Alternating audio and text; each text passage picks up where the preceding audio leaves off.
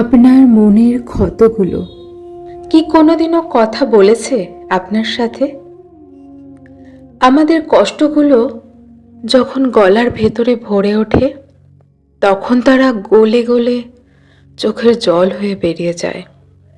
কিন্তু আপনি কি জানেন, এই কষ্টগুলোর সাথে কথা বললে, তাদের বুঝলে, তারা অ্যালকেমিস্টে রূপান্তরিত হয়। কষ্টগুলো আমাদের জীবনকে শিক্ষা দেয়, আমাদের জীবনকে সমৃদ্ধ করে, আমাদের ভেতরে নতুন একজনকে জাগিয়ে তোলে। তাই আজ আমার চোখে শুধু ঘুম, যেন সময় আমায় বলছে, you have done enough, you are enough.